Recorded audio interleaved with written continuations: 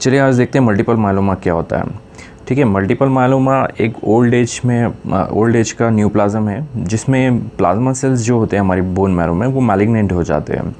Plasma cells B lymphocyte से form होते हैं और जो प्लाज्मा सेल्स होते हैं वो डिफरेंट क्लोन से फॉर्म होते हैं, इसलिए पॉलीक्लोनल ओरिजिन होता है। लेकिन मल्टीपल मायलोमा में वो सिंगल क्लोन से फॉर्म होते हैं, इसलिए मोनोक्लोनल ओरिजिन से ये होता है, ट्यूमर फॉर्म होता है। इसमें 3 चीज़ें बहुत इंपॉर्टेंट है। इसका नाम इसलिए दिया गया मल्टीपल मायलोमा यानी प्लाज्मा सेल की सीड्स और मल्टीपल साइट्स पे डिपोजिशन ट्यूमर फॉर्मेशन करता है, इसलिए उसको मल्टीपल मायलोमा बोलते हैं हम। फर्स्ट थिंग जो है उसमें कि मल्टीफोकल ट्यूमर मासेस होता है जो प्लाज्मा सेल से फॉर्म होता है और जो मल्टीपल लोकेशंस में होता है, इसलिए इसका नाम दिया गया मल्टीपल मायलोमा। सेकंड जो होता है इसमें इम्यूनोग्लोबिन का प्रोडक्शन कम हो जाता है क्योंकि जो नॉर्मल इम्यूनोग्लोबिन से वो प्लाज्मा सेल से फॉर्म होते हैं। इस मल्टीपल मायलोमा में प्लाज्मा सेल्स ही मैलिग्नेंट हो जाते हैं तो वो नॉर्मल इम्यूनोग्लोबिन का प्रोडक्शन फॉर्म नहीं करते, इसलिए पेशेंट को रिकरेंट इन्फेक्शन होता है मल्टीपल मायलोमा में। थर्ड थिंग है कि इसमें एबनॉर्मल इम्यूनोग्लोबिन्स का, एबनॉर्मल प्रोटीन्स या एबनॉर्मल इम्यूनोग्लोबिन्स का प्रोडक्शन होता है जिसको हम बोलते हैं पैराप्रोटीन या मोनोक्लोनल प्रोटीन या फिर एम प्रोटीन। ठीक है, एम प्रोटीन, मोनोक्लोनल प्रोटीन या पैराप्रोटीन।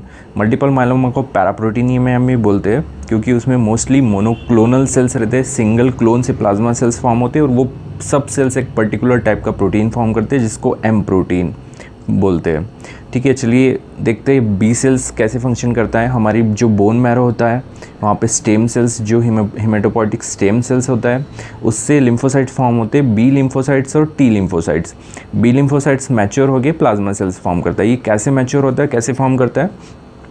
जो हमारी बॉडी में मैक्रोफेजेस होते हैं जिसको हम लोग बोलते हैं एंटीजन प्रेजेंटिंग सेल्स, जब वो एंटीजन प्रेजेंट करते हैं अपने सरफेस पे तो वो सबसे पहले CD4 जिसको हम हेल्पर सेल्स बोलते हैं, हेल्पर सेल्स के पास में ला के प्रेजेंट करते हैं, उसको उसके सरफेस पे प्रेजेंट करते हैं, जिसमें एक रिसेप्टर रहता है जिसको बोलते हैं टी सेल्स रिसेप्टर। वो उसको रिकग्नाइज करता है CD4 को और एंटीजन को रिकग्नाइज करके नेक्स्ट स्टेप होती है उसमें कि उसमें इंटरल्यूकिन प्रोडक्शन करना। देखिए ल्यूकिन यानी जो वाइट सेल्स होते हैं और इंटरल्यूकिन यानी 2 वाइट सेल्स के बीच का जो मैसेज होता है उसको हम लोग बोलते हैं इंटरल्यूकिन। तो जो एंटीजन प्रेजेंटिंग सेल्स रहती है मैक्रोफेजेस और ये CD4 सेल्स रहती है लिम्फोसाइट्स, ये दोनों वाइट सेल्स है, इनके बीच में एक मैसेज फॉर्म होता है जिसको बोलते हैं इंटरल्यूकिन। तो ठीक है, ये इंटरल्यूकिन 2, 4, 5 प्रोड्यूस करता है CD4 सेल्स। CD4 इंटरल्यूकिन 4 से बी सेल्स को स्टिमुलेशन करता है और इंटरल्यूकिन 5 जो है उसको मैच्योर करता है। जब बी सेल्स मैच्योर होते हैं तो वो प्लाज्मा सेल्स फॉर्म करते हैं। प्लाज्मा सेल्स ये जो एंटीजन प्रेजेंटिंग सेल्स का एंटीजन है उसके अगेंस्ट में एंटीबॉडीज़ फॉर्म करते हैं। ठीक है, तो ये बहुत सिंपल सा कंसेप्ट है कि प्लाज्मा सेल्स कैसे फॉर्म होते हैं। प्लाज्मा सेल्स बी सेल से फॉर्म होते हैं लेकिन प्लाज्मा सेल्स मैच्योर फॉर्म है बी सेल्स का जिसमें एंटीजन प्रेजेंटेशन होता है। एंटीजन प्रेजेंटेशन के बाद एंटीबॉडीज़ प्रोडक्शन होता है। तो मल्टीपल मायलोमा में कुछ नहीं होता है, सिर्फ ये प्लाज्मा सेल्स जो होते हैं ये मैलिग्नेंट हो जाते हैं, क्लोनल न्यूप्लास्टिक प्रोलिफरेशन होता है उसका।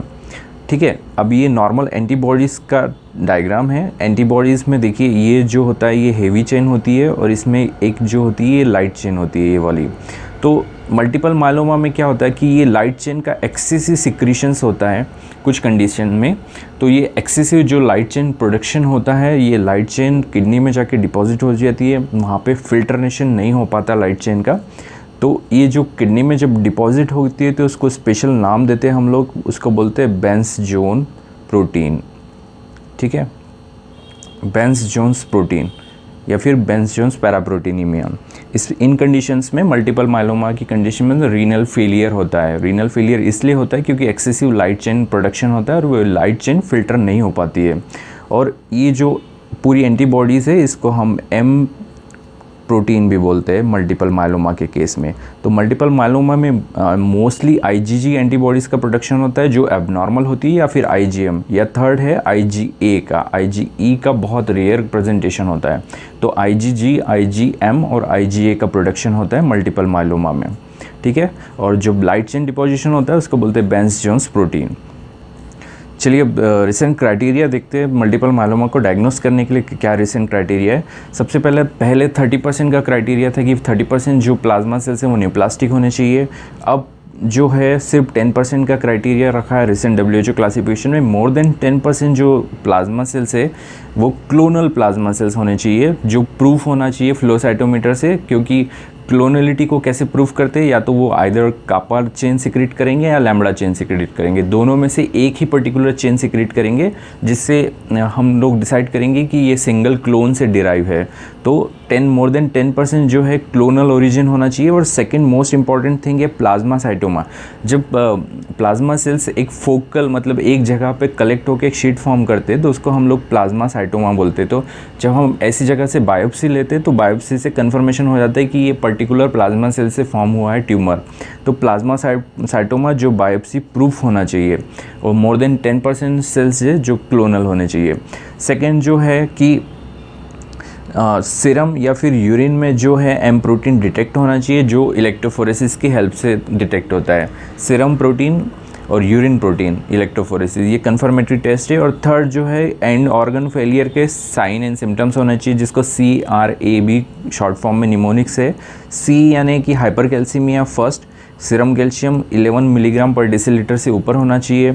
रीनल फेलियर जो है रीनल फेलियर होना चाहिए। रीनल फेलियर क्यों होता है, इसका एक बहुत इंपॉर्टेंट कॉज है। पहला कॉज ये है कि इसमें किडनी फेलियर होती है, जिससे इरेथ्रोपोइटिन प्रोडक्शन नहीं होता है। और दूसरा है कि लाइट चेन डिपोजिशन होता है मल्टीपल पायलोमा में, जो एक्सेसिव एबनॉर्मल प्रोटीन है वो फिल्टर नहीं हो पाते और रीनल ट्यूब्यूल्स में डिपोजिशन होना शुरू हो जाता है। तो इससे क्रॉनिक केसेस में रीनल फेलियर होता है। तीसरा है एनीमिया। एनीमिया 10 ग्राम पर डेसीलीटर से नीचे होना चाहिए। इसमें एनीमिया जनरली नॉर्मोसाइटिक नॉर्मोक्रोमिक ही होता है। एनीमिया क्यों होता है मल्टीपल मायलोमा में, इसके दो रीज़न्स है। पहला रीज़न है कि जो नॉर्मल बोन मैरो के सेल्स है वो रिप्लेस होते जाते हैं प्लाज्मा सेल से, तो नॉर्मल इरेथ्रोपोइसिस डिक्रीज़ होता है। और सेकंड जो है, जो रीनल फेलियर होता है, रीनल फेलियर के कारण इरेथ्रोपोइटिन सिक्रीट नहीं हो पाता है। इरेथ्रोपोइटिन जो है हमारे नॉर्मल इरेथ्रोपोइसिस को स्टिमुलेट करता है, जो नॉर्मल हमारे ब्लड फॉर्मेशन में हेल्प करता है। तो दो रीज़न है, पहला तो नॉर्मल सेल्स रिप्लेस हो रहे प्लाज्मा सेल से, दूसरा कि किडनी से इरेथ्रोपोइटिन सिक्रेशन नहीं हो रहा है। तीसरा है बोनी लीजन्स। तो इसमें ना लाइटिक बोनी लीजन्स, मल्टीपल लाइटिक बोनी लीजन्स होते हैं, ऑस्टियोपोरोसिस होता है, और मल्टीपल पैथोलॉजिकल फ्रैक्चर्स होते हैं। अब पैथोलॉजिकल फ्रैक्चर्स और बोनी लीजन्स क्यों होते हैं मल्टीपल मायलोमा में, इसका मोस्ट इंपॉर्टेंट है कि इससे इंटरल्यूकिन 6 रिलीज़ होता है। इंटरल्यूकिन 6 जो है हमारी ऑस्टियोक्लास्ट, जो ऐसी सेल्स हमारे बोन में होती है जो बोन का मास कम करती है और उसका बोन का कैल्शियम सीरम में लाती है, तो सीरम कैल्शियम नॉर्मल करती है। तो मल्टीपल ऑस्टियोक्लास्टिक लीजन्स होते हैं, ऑस्टियोक्लास्ट को एक्टिवेट करते हैं, और ऑस्टियोक्लास्ट जो है मल्टीपल बोनी फ्रैक्चर्स करते हैं। ठीक है, क्लिनिकल प्रेजेंटेशन पेशेंट का क्या है? सबसे पहला प्रेजेंटेशन पेशेंट का है बोन पेन। बोन पेन यही होता है क्योंकि ऑस्टियोक्लास्ट एक्टिवेट होते हैं, ऑस्टियोब्लास्ट सप्रेस होते हैं। जो न्यू बोन फॉर्मेशन वाले सेल्स है ऑस्टियोब्लास्ट वो सप्रेस हो जाते हैं, और जो बोन रिजॉर्प्शन वाले सेल्स है ऑस्टियोक्लास्ट वो इंक्रीज़ हो जाते हैं नंबर में, इसलिए मल्टीपल पेन होता है। मल्टीपल बोनी पेन्स और पैथोलॉजिकल फ्रैक्चर्स होते हैं। दूसरा है सीरम कैल्शियम बढ़ना, हाइपर कैल्शियमिया। जितना ऑस्टियोक्लास्ट एक्टिवेट होगा वो बोन का कैल्शियम, बोन को लाइसिस करके बोन का कैल्शियम ब्लड में लाएगा, इसलिए पेशेंट हमेशा हाइपर कैल्शियमिया के साथ प्रेजेंट होता है। रीनल फेलियर क्योंकि उसमें बेंस जोन्स प्रोटीन जो होता है वो डिपोजिशन होता है। ESR इलेवेटेड होता है। ESR इलेवेशन का रीज़न है क्योंकि जो प्रोटीन है वो पॉजिटिवली चार्ज रहता है एम प्रोटीन, और हमारे जो RBC जो रहते हैं वो नेगेटिवली चार्ज रहते हैं।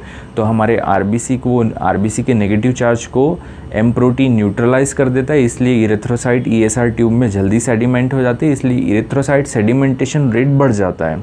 इसलिए आपको हमेशा ESR पेशेंट में मल्टीपल मायलोमा पेशेंट में ESR रेज दिखेगा। तीसरा है कि hyper gamma globulinemia, excessive antibodies production होता है, लेकिन ये जो प्रोडक्शन है वो एबनॉर्मल एंटीबॉडीज़ का होता है, इसलिए पेशेंट्स को रिकरेंट इन्फेक्शन होता है, क्योंकि उसकी बॉडी में इन्फेक्शन से फाइट करने के लिए नॉर्मल एंटीबॉडीज़ नहीं रहते हैं। पैथोलॉजिकल फ्रैक्चर ये सिर्फ बोन पेन के कारण है। कॉर्ड कंप्रेशन ये भी पैथोलॉजिकल फ्रैक्चर है। और कुछ मल्टीपल मायलोमा अमाइडोलोसिस से होते हैं, क्योंकि अमाइडोलोसिस क्या है कि एबनॉर्मल प्रोटीन प्रोडक्शन है जिसका फोल्डिंग नहीं हो पाता है। तो मल्टीपल मायलोमा में एक्सेसिव प्रोटीन बनता है। एक्सेसिव प्रोटीन के कारण हमारे जो चैपेरॉन्स प्रोटीन होते हैं जो प्रोटीन को फोल्ड करते हैं वो ओवरलोडेड हो जाते हैं, ओवरबर्डन में आ जाते हैं, इसलिए एक कंडीशन के बाद वो फोल्ड नहीं कर पाते प्रोटीन को, इसलिए वो excessive abnormal unfold protein deposition हो जाता है एक्स्ट्रा सेलुलर सेल्स के बाहर, जिसको हम बोलते हैं अमाइडोलोसिस। ठीक है, ये है पुराना क्राइटेरिया है डायग्नोस करने का, जो है प्लाज्मासाइटोमा ऑन बायोप्सी 30%, जो अभी रिसेंट में 10% क्राइटेरिया कर दिया गया। एम प्रोटीन में IgG मोर देन 33.5 ग्राम पर डेसीलीटर और IgA मोर देन 2 ग्राम पर डेसीलीटर। और कुछ माइनर क्राइटेरिया है पुराने, जो bone marrow plasmacytoma 10 to 30%, monoclonal proteins, lytic bone lesion और नॉर्मल IgM और IgG लेवल। ठीक है, पैथोजेनेसिस क्यों होता है पेशेंट में मल्टीपल माइलोमा? जनरली देखिए मल्टीपल माइलोमा 5 to 7 डिकेड में फॉर्म होता है, यानी 50 ईयर्स के बाद ही मल्टीपल माइलोमा फॉर्म होता है। सबसे मेन कॉज है उसका जेनेटिकल म्यूटेशन। सबसे पहला है कि जो antigen exposing post germinal centre के बी सेल्स रहते हैं। देखिए जब भी एंटीजन एक्सपोज होता है, मैक्रोफेज जो होते हैं एंटीजन प्रेजेंटिंग सेल्स होते हैं, वो CD4 के पास लाते हैं, CD4 फिर बी सेल्स के पास लाता है, बी सेल्स मैच्योर होकर डिफ्रेंशिएट होकर प्लाज्मा सेल्स फॉर्म करता है। तो जो ऑलरेडी एंटीजेनिक एक्सपोज सेल्स है जर्मिनल सेंटर के बाहर के, उसमें म्यूटेशन होता है। मोस्ट कॉमन म्यूटेशन है डिलीशन 13 और ट्रांसलोकेशन ऑफ 14q32, इसको बोलते हैं फर्स्ट हिट। ठीक है, ये फर्स्ट हिट होती है, यानी ये पहला म्यूटेशन होता है, जिससे होता है MCUG फॉर्मेशन। MCUG यानी मोनोक्लोनल गैमापैथी ऑफ अनडिटरमाइंड सिग्निफिकेंस। ठीक है, MCUS अनडिटरमाइंड सिग्निफिकेंस। ये 60 to 70% जो मल्टीपल माइलोमा है वो प्रीसीडिंग रहते हैं मोनोक्लोनल गैमापैथी ऑफ अनडिटरमाइंड सिग्निफिकेंस। इसलिए इसको ये बोला है कि इसका सिग्निफिकेंस हम लोग डिटरमाइंड नहीं कर सकते। कुछ पेशेंट में 60 to 70% पेशेंट में MCUS डिटेक्ट होता है, लेकिन वो 10 ईयर 20 ईयर 30 ईयर के बाद भी मल्टीपल माइलोमा में कन्वर्ट नहीं होता है। लेकिन कुछ पेशेंट में 20 to 30% पेशेंट में MCUS कन्वर्ट होकर मल्टीपल माइलोमा फॉर्म करता है। तो हम लोग प्रिडिक्ट नहीं कर सकते कि किस पेशेंट में MCUS कन्वर्ट होगा मल्टीपल माइलोमा में और किस में कन्वर्ट नहीं होगा, इसलिए उसको MCUS यानी मोनोक्लोनल गैमापैथी ऑफ अनडिटरमाइंड सिग्निफिकेंस बोला गया है। ठीक है, MCUS के बाद में क्या होता है कि सेकेंड हिट आता है। सेकेंड हिट में जैसे कि RAS म्यूटेशन हो गया, P53 सप्रेशन हो गया जो ट्यूमर सप्रेसर जीन है, या P16 मिथिलेशन हो गया, MYC एबनॉर्मलिटी हो गई। जब सेकेंड हिट आता है तो उसको कुछ ईयर्स बाद मल्टीपल माइलोमा फॉर्म होता है। तो ये सारी प्रोसीजर को 5 to 10 ईयर्स लगते हैं जो एबनॉर्मलिटी है MCUS से फॉर्म होने में, मल्टीपल माइलोमा में फॉर्म होने में। तो जनरली मल्टीपल माइलोमा का कंसेप्ट ये है कि ये जनरली जेनेटिकल म्यूटेशन के कारण होता है। बहुत सारे रीजंस हो सकते हैं। जेनेटिकल म्यूटेशन रेडिएशन से हो सकता है, वायरल इन्फेक्शन से हो सकता है, एनीथिंग, एनी कॉज, कोई केमिकल से हो सकता है। तो इसमें सेकेंड हिट इम्पॉर्टेंट है जो MCUS के बाद होता है। ठीक है, तो एक बार सेल्स जो प्लाज्मा सेल्स एबनॉर्मल हो गए, मैलिग्नेंट हो गए, तो उसमें क्या चेंजेस आते हैं? देखिए वो बोन में जो फॉर्मेशन होता है, ये ऑस्टियोब्लास्ट जो होता है उसको वो सप्रेस करता है, और ऑस्टियोक्लास्ट, ये दो सेल्स हमारी बोन में बहुत इंपॉर्टेंट होते हैं। ऑस्टियोब्लास्ट न्यू बोन फॉर्मेशन करता है, और ऑस्टियोक्लास्ट जो बोन ऑलरेडी है उसको डिसॉल्व करता है। तो ये ऑस्टियोब्लास्ट जो न्यू फॉर्मेशन है, उस न्यू बोन फॉर्म करता है, उसको सप्रेस कर देगा। उसको सप्रेस करने के लिए जो वो क्या होगा, रिपेयरिंग नहीं हो पाएगा। जो पैथोलॉजिकल फ्रैक्चर हो रहे हैं वहाँ पे रिपेयरिंग नहीं हो पाएगा, क्योंकि रिपेयरिंग का काम कौन करता है? ऑस्टियोब्लास्ट करता है। सेकेंड है ऑस्टियोक्लास्ट को एक्टिवेट करेगा, उसके रिसेप्टर को एक्टिवेट करेगा इंटरल्यूकिन 6 से। ऑस्टियोक्लास्ट एक्टिवेट हुए तो बोन रिजॉर्प्शन होगा, बोन रिजॉर्प्शन हुआ तो ऑस्टियोलाइसिस यानी मल्टीपल फ्रैक्चर्स होंगे, पैथोलॉजिकल फ्रैक्चर्स होंगे। तो ये इसका मैकेनिज़्म है। ये जो साइटोकाइनिन प्रोडक्शन कर रहा है इंटरल्यूकिन 6, उससे ऑस्टियोक्लास्ट और ऑस्टियोब्लास्ट का एक्शन होता है। ठीक है, अब ये देखिए, ये बहुत इंपॉर्टेंट है कि ये इंटरल्यूकिन 6 जो है, इंटरल्यूकिन 6 जो एक्टिवेट होता है मल्टीपल मायलोमा प्लाज्मा सेल से, ये दो पाथवे को एक्टिवेट करता है, जैक-स्टेट पाथवे और रास मैप पाथवे। जैक-स्टेट पाथवे जो है एंटी एपोप्टोटिक पाथवे। देखिए हमारी बॉडी की जो सेल्स है जब वो अपनी नॉर्मल एज लिमिट क्रॉस करती है तो अपने आप को एपोप्टोटिक कर लेती है, यानी अपने आप को सेल्फ डिस्ट्रक्शन कर लेती है। लेकिन जैसे कि हमारी एपिथेलियम है, स्किन की एपिथेलियम हर 35 डेज़ में रिप्लेस होती है। हमारे जीआईटी की म्यूकोजा है वो हर 7 डेज़ में रिप्लेस होता है, 3 to 5 डेज़ में रिप्लेस होता है, तो वो एपोप्टोसिस से अपने आप को सेल्फ डिस्ट्रक्ट कर लेते हैं। लेकिन जैक-स्टेट ये सिग्नलिंग पाथवे प्रोलिफरेशन का, जब जैक-स्टेट पाथवे एक्टिवेट होगा तो ये एंटी एपोप्टोटिक एक्टिविटी यानी सेल्स को सेल्फ डिस्ट्रक्शन होने से रोक लेगा ये। दूसरा है कि रास मैप पाथवे, ये जो है ट्रांसक्रिप्शन, ये भी प्रोलिफरेटिंग है। ये सबसे प्रोलिफरेशन होगा प्लाज्मा सेल्स का, ये क्योंकि ये दोनों पाथवे जो है सेल्स की ग्रोथ को स्टिमुलेट कर रहे हैं। ये जब प्रोलिफरेशन होगा तो ये vascular endothelial growth factor release करेगा। अभी वेस्कुलर एंडोथेलियल ग्रोथ फैक्टर से एंजियोजेनेसिस यानी न्यू वेसल्स फॉर्मेशन होंगी और उसको न्यूट्रिशन सप्लाई करेंगी। जब प्रोलिफरेशन होगा तो ये फिर से इंटरल्यूकिन 6 करेगा और ये विशियस साइकिल फिर से कंटिन्यू रहेंगी। ठीक है, वैसे ही बोन मैरो में हमारे क्या चेंजेस होते हैं मल्टीपल मायलोमा और MGUS के बाद में। ठीक है, जैसे कि सिग्नलिंग बोन मैरो इनिशियली क्या होता है कि प्लाज्मा सेल्स का प्रोलिफरेशन होता है, MGUS होता है मोनोक्लोनल गैमापैथी और अनडिटरमाइंड सिग्निफिकेंस। उसके बाद जो होता है फर्दर माइक्रो इन्वायरमेंट में चेंज होता है और मल्टीपल मायलोमा फॉर्म होता है। फाइनली मल्टीपल मायलोमा क्यों फॉर्म होता है? क्योंकि ये जो हाईजैक करता है नॉर्मल हीमेटोपोइटिक सेल्स को और उनकी ग्रोथ फैक्टर्स को, और वो सारा growth factors plasma cells, neoplastic plasma cells को फॉर्म मिल जाता है। ठीक है, अब इन्वेस्टिगेशन क्या है कि हम सस्पेक्ट कब करेंगे कि पेशेंट्स को मल्टीपल, एक ओल्ड एज पेशेंट्स है, एक 50-70 ईयर का मेल पेशेंट है, फीमेल पेशेंट है, प्रेजेंटेशन है उसका multiple bone pain, osteolytic lesion on x-ray और ड्यूअल एक्सरे, देन उसको रिकरेंट इन्फेक्शन है, एनीमिया के साथ प्रेजेंटेशन हो रहा है, तो वी कैन सस्पेक्ट, हम लोग सस्पेक्ट कर सकते हैं कि ये एक शायद मल्टीपल मायलोमा हो सकता है। तो सबसे पहला है कि ब्लड इन्वेस्टिगेशन, ब्लड और बोन मैरो, ब्लड में पेरिफेरल स्मीयर ESR, दूसरा है बोन मैरो और तीसरा electrophoresis, either serum electrophoresis, urine electrophoresis. Final है स्कैनिंग। स्कैनिंग में आपको स्केलेटन रेडियोलॉजिकल सर्वे करना है और सिटी स्कैन या MRI is the most useful. ठीक है, तो अब ये होता है जो है एक्सरे फाइंडिंग है, ये मल्टीपल लाइटिक लीजन से बोन पे स्कल में, ये टिपिकल है मल्टीपल मायलोमा के, multiple lytic lesions in the skull और अदर फ्लैट बोन्स और लॉन्ग बोन्स। ये देखिए मल्टीपल लाइटिक लीजन्स है यहाँ पे बोन में। सेकेंड एक्सरे है हैंड का, जिसमें यहाँ पे बहुत सारे लाइटिक लीजन्स है जो कॉज करते हैं पैथोलॉजिकल फ्रैक्चर इन मल्टीपल मायलोमा। और ये लाइटिक लीजन्स क्यों होते हैं? क्योंकि इंटरल्यूकिन 6 प्रोडक्शन होता है। इंटरल्यूकिन 6 ऑस्टियोक्लास्ट को एक्टिवेट करता है। ठीक है, ऑस्टियोक्लास्ट एक्टिवेट हम करेंगे और ऑस्टियोब्लास्ट को सप्रेशन करेंगे। ऑस्टियोक्लास्ट जो है बोन रिजॉर्प्शन करेंगे और ऑस्टियोक्लास्ट मल्टीपल साइट्स पे एक्टिवेट होते हैं, इसलिए मल्टीपल साइट्स पे फ्रैक्चर होंगे। अब आ जाइए PS examination, peripheral smear examination. देखिए पेरिफेरल एग्जामिनेशन में जनरली ब्लूइश बैकग्राउंड आता है PS पे स्टेनिंग में। क्योंकि जो M protein, excessive M protein के कारण। और जो सेकंड है RBC, उसमें रूलेक्स फॉर्मेशन होता है, यानी कॉइन के लाइक अरेंजमेंट दिखता है। ये अरेंजमेंट क्यों दिखता है? जो हमारी RBC रेड ब्लड सेल्स होती है उसमें नेगेटिव चार्ज होता है, ये 2 RBC दोनों में नेगेटिव चार्ज है, तो ये एक दूसरे को रिपल्शन करते हैं क्योंकि इसमें नेगेटिव चार्ज रहता है।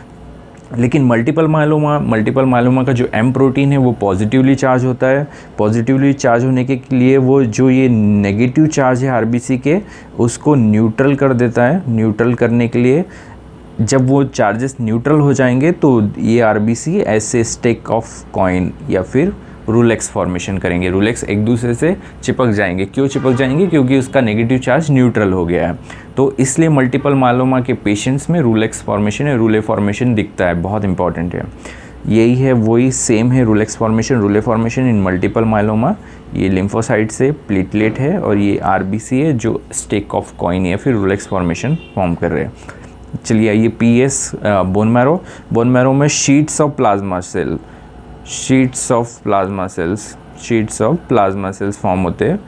प्लाज्मा सेल्स में देखिए बेसोफिलिक साइटोप्लाज्म है, नहीं नीले रंग का साइटोप्लाज्म है, रेड कलर का न्यूक्लियस है, ई-सेंट्रिक न्यूक्लियस रहता है और पेरी न्यूक्लियर हाफ रहता है। ये यहाँ इसका साइटोप्लाज्म है, ये ऐसा न्यूक्लियस रहेगा और यहाँ पे पेरी न्यूक्लियर हाफ यानी क्लियरिंग रहेगा, साइटोप्लाज्मिक क्लियरिंग रहेगा जिसको पेरी न्यूक्लियर हाफ बोलते हैं। ये बायोप्सी है प्लाज्मासाइटोमा की, ठीक है। तो ये शीट्स ऑफ प्लाज्मा सेल्स है, इसमें किसी में कुछ प्रोमिनेंट न्यूक्लियोलाई भी दिख रहे हैं। ये इमैच्योर प्लाज्मा सेल्स है, प्लाज्मा सेल्स जैसे जैसे मैच्योर होते हैं उसका न्यूक्लियस डिसअपियर हो जाता है, ठीक है। ये भी सेम पिक्चर है, ये ई-सेंट्रिक न्यूक्लियस है, यहाँ पे पेरी न्यूक्लियर हाफ एकदम क्लियरली विजिबल हो रहा है, यहाँ पे भी विजिबल हो रहा है। और कुछ सेल्स में प्रोमिनेंट न्यूक्लियोलाई है, जैसे यहाँ पे प्रोमिनेंट न्यूक्लियोलाई है, तो ये इमैच्योर ब्लास्ट सेल्स है, ठीक है। ये भी सेम है, प्लाज्मा सेल्स का पिक्चर है, किस में बाइन्यूक्लिएटेड है, किसी में जैसे ये देखिए ये सेल्स जो है ये बाइन्यूक्लिएटेड। तो मैच्योरिटी जैसे जैसे होती है उसका न्यूक्लियस बाइन्यूक्लिएट से यूनिन्यूक्लिएट होते जाता है और प्रोमिनेंट न्यूक्लियोलाई डिसअपियर होता है। तो ये प्रोमिनेंट न्यूक्लियोलाई है सेल्स में, ये सेल्स दो सेल्स है, ये जो छोटा सा वाइट डॉट दिख रहा है ये न्यूक्लियोलाई है, तो प्रोमिनेंट न्यूक्लियोलाई है वो डिसअपियर हो जाता है, ठीक है। तो इमेच्योर सेल्स से मैच्योर सेल्स, ठीक है। और कुछ इंक्लूजन्स दिखते हैं प्लाज्मा सेल्स में, जैसे कि ये न्यूक्लियर इंक्लूजन्स है, इसको डचर बॉडी बोलते हैं। एक साइटोप्लाज्मिक इंक्लूजन है, इसको रसेल्स बॉडी बोलते हैं। ये यूसिनोफिलिक मतलब लाल रंग का इंक्लूजन रहता है जो इसके साइटोप्लाज्म में आता है। ये न्यूक्लियस है और ये बचा हुआ साइटोप्लाज्म है। और यहाँ पे क्लियरिंग दिख रही है, इसको पेरीन्यूक्लियर हाफ जो प्लाज्मा सेल्स का टिपिकल फीचर है, ठीक है। तो रसेल्स बॉडी जो है साइटोप्लाज्मिक है, रेड कलर की, और एक साइटोप्लाज्मिक इंक्लूजन मल्टीपल इंक्लूजन्स दिखते हैं जिसको मॉड सेल्स बोलते हैं, ठीक है। तो ये जो एग्जाम्पल है ये मॉड सेल्स का है जिसमें बहुत ग्रैप लाइक छोटे छोटे स्ट्रक्चर्स है, साइटोप्लाज्मिक इंक्लूजन्स है। ये जो है बाइन्यूक्लिएटेड सेल्स है, ये इसका न्यूक्लियस है और बाद में ये साइटोप्लाज्मिक इंक्लूजन्स है। अब आ जाइए इलेक्ट्रोफोरेसिस, जो इसका कन्फर्मेटरी टेस्ट है। देखिए पहला पीएस हो गया, दूसरा मैरो हो गया, अब तीसरा है इलेक्ट्रोफोरेसिस। इलेक्ट्रोफोरेसिस पे क्या है, देखिए या तो प्लाज्मा सेल्स है ये मोनोक्लोनल होंगे या पॉलीक्लोनल होंगे। पॉलीक्लोनल प्लाज्मा सेल्स क्यों बोलते हैं, जो कोई रिएक्टिव कंडीशंस होती है जैसे इन्फ्लेमेटरी कंडीशन, टीबी हो गया, रूमेटिक आर्थराइटिस हो गया, जो भी क्रॉनिक कंडीशन जिसमें प्लाज्मा सेल्स फॉर्म हो रहे हैं, तो उस कंडीशन में उसको पॉलीक्लोनल बोलते हैं, जिसमें हमको ब्रॉड बैंड दिखता है ग्यामा रीजन्स पे। अब जो न्यूप्लास्टिक कंडीशन है जैसे मल्टीपल माइलोमा, उसमें हमको टिपिकल एम बैंड दिखेगा जो मोनोक्लोनल रहते हैं, एक सिंगल क्लोन। देखिए कोई भी न्यूप्लाज्म का पहला कैरेक्टरिस्टिक रहता है, कोई भी हेमेटोलॉजिकल मैलिग्नेंसी का पहला कैरेक्टरिस्टिक रहता है कि वो मोनोक्लोनल होना चाहिए ओरिजिन से, यानी एक ही क्लोन से डिवाइड होना चाहिए। आपसे कोई ल्यूकेमिया की कंडीशन या प्लाज्मा सेल्स न्यूप्लाज्म की कंडीशन, तो फर्स्ट डेफिनेशन में फर्स्ट लाइन आनी चाहिए, it should be derive from the monoclonal origin, एक सिंगल क्लोन से ओरिजिन होना चाहिए। तो ये हमारा नॉर्मल इलेक्ट्रोफोरेसिस का जेल चार्ट है, इसको हम पॉजिटिव और नेगेटिव इलेक्ट्रोड से कनेक्ट करते हैं और यहाँ पे सीरम डालते हैं। सीरम में हम लोगों को ऐसे बैंड फॉर्म होते हैं। तो पहला बैंड होता है एल्ब्यूमिन का, क्योंकि एल्ब्यूमिन हमारी बॉडी में सबसे ज़्यादा क्वांटिटी में प्रेजेंट रहने वाला प्रोटीन है। और दूसरा है ग्लोबुलिन, जिसमें अल्फ़ा 1, अल्फ़ा 2, बीटा और ग्यामा 4 बेल्ट फॉर्म होते हैं। तो ये देखिए ये जो है ये एक नॉर्मल पेशेंट का इलेक्ट्रोफोरेसिस है, जिसमें एल्ब्यूमिन जो है थिक बैंड फॉर्म हुआ है और काफ़ी उसकी इंटेंसिटी कलर जो है डार्क कलर है। बाकी अल्फ़ा 1, अल्फ़ा 2, बीटा और ग्यामा एकदम नॉर्मल फेंट कलर के आए, ठीक है। ये जो है ये पॉलीक्लोनल यानी इन्फेक्शन वाली कंडीशन है, जिसमें एल्ब्यूमिन तो नॉर्मल फॉर्म हुआ लेकिन ग्यामा जो है ये यहाँ पे ब्रॉड हो गया, इसका जो है ये ब्रॉड हो गया काफ़ी। तो ठीक है, ये हो गया पॉलीक्लोनल। और ये जो है ये मल्टीपल माइलोमा का है, जिसमें एल्ब्यूमिन भी डार्क है और ग्यामा जो है ग्यामा रीजन पे एम प्रोटीन भी डार्क है। इसको बोलते हैं मल्टीपल माइलोमा प्रोटीन या एम प्रोटीन या पैरा प्रोटीन, ठीक है। तो इसको बोलते हैं एम स्पाइक, क्योंकि ये डार्क इंटेंसिटी बैंड फॉर्म होता है ग्यामा रीजन पे। मोस्ट ऑफ द कंडीशन ये ग्यामा रीजन पे ही फॉर्म होता है, लेकिन ये ग्यामा से बीटा तक भी एक्सटेंड हो सकता है। तो इसकी इंटेंसिटी ऑफ कलर इम्पॉर्टेंट है, ठीक है। ये देखिए ये नॉर्मल HPLC का चार्ट है, इलेक्ट्रोफोरेसिस का चार्ट है, सॉरी। इलेक्ट्रोफोरेसिस में एल्ब्यूमिन है और ये जो दिख रहा है ये एम बैंड है, एम स्पाइक है जो ग्यामा रीजन पे है, ठीक है। अब नेक्स्ट इन्वेस्टिगेशन फ्लो साइटोमीटर भी हम लोग लगा सकते हैं। फ्लो साइटोमीटर में क्या होता है, प्लाज्मा सेल्स पे कुछ प्रोटीन्स होते हैं, जब वो मैलिग्नेंट हो जाते हैं हम लोगों को सेल्स को आइडेंटिफिकेशन के लिए वो प्रोटीन डिटेक्ट होते हैं फ्लो साइटोमीटर में। तो जनरली इसके मार्कर रहते हैं CD38 और CD138, 38 एंड 138, ठीक है। 38 देखिए यहाँ पे ये 38 138 का चार्ट है, यहाँ पे 38 का चार्ट है, तो CD38 पॉजिटिव है, 138 पॉजिटिव है, इसमें भी CD38 पॉजिटिव है। तो फ्लो साइटोमीटर से भी हम लोग कंफर्म कर सकते हैं कि इसमें मार्कर है, ये मार्कर प्लाज्मा सेल्स के है या नहीं है, ठीक है। अब ये ट्रीटमेंट क्या है मल्टीपल मायलोमा का। ट्रीटमेंट जनरली अगर एज वाइज दो क्राइटेरिया में डिवाइड किया है, अगर एज 65 ईयर से ऊपर कम हो या फिर एज 65 से ज़्यादा हो, ठीक है। तो फर्स्ट ड्रग जो है हम लोग देते हैं इसको बोर्टिज़ोमिब करके रहता है, ये प्रोटियोजोम्स इनहिबिटर है, प्रोटियोजोम इनहिबिटर करके है। प्रोटियोजोम्स का फंक्शन क्या होता है, प्रोटियोजोम्स जो होता है प्रोटीन ब्रेक डाउन करता है, और प्रोटियोजोम्स इनहिबिटर जो होता है जैसे बोर्टिज़ोमिब्स, ये प्रोटीन को ब्रेक डाउन करने से बचाता है। तो ठीक है, हमारी बॉडी में जब मल्टीपल मायलोमा फॉर्म होता है तो उसके अगेंस्ट एक प्रोटीन फॉर्म होता है जो न्यूप्लास्टिक सेल्स को डिस्ट्रक्शन यानी उसको मारने के लिए प्रोड्यूस होता है हमारी बॉडी से प्रोटीन। तो ये प्रोटीन को डिस्ट्रक्शन नहीं होना चाहिए, इसलिए हम उसको प्रोटियोजोम्स इनहिबिटर्स देते हैं। तो प्रोटियोजोम्स इनहिबिटर कौन सा है, बोर्टिज़ोमिब। सेकेंड ड्रग्स जो है स्टेरॉइड के साथ कॉम्बिनेशन, डेक्सा के साथ कॉम्बिनेशन देते हैं, लीनालिडोमाइड्स करके। लीनालिडोमाइड्स जो है एंटी ऑस्टियोलाइटिक्स है और एंटी एंजियोजेनिक है, ये भी एंटी कैंसर ड्रग है जिसमें मोस्टली एंटी ऑस्टियोलाइटिक जो मल्टीपल फ्रैक्चर्स हो रहे हैं मल्टीपल मायलोमा में उसको इनहिबिट करने के लिए। सेकेंड है एंटी एंजियोजेनेसिस, जो न्यूली वेसल्स फॉर्म हो रही है जिससे माइक्रो एनवायरनमेंट चेंज हो रहा है बोन मैरो का और प्लाज्मा सेल्स प्रोलिफरेट हो रहे हैं, तो इन कंडीशन में उसको एंटी एंजियोजेनिक और एंटी ऑस्टियोलाइटिक उसको ड्रग देते हैं पेशेंट्स को। थर्ड है मोस्ट इम्पॉर्टेंट, अगर कीमो से नहीं हो रहा है इसका ट्रीटमेंट तो उसको autologous haemopoietic stem cells transplant is the treatment of choice. ये फाइनल ट्रीटमेंट है कि उसको डायरेक्ट स्टेम सेल्स ट्रांसप्लांट किया जाए, ठीक है। ऑटोलॉगस स्टेम सेल्स ट्रांसप्लांट बहुत इंपॉर्टेंट है क्योंकि इसमें ट्रीटमेंट फेलियर के चांसेस बहुत कम रहते हैं। अगर एज 65 के ऊपर है तो उसको हाईली एग्रेसिव ड्रग देते हैं जैसे मेल्फेलेन, प्रेडनिसोल और बोर्टिज़ोमिब सेम है। Thank you.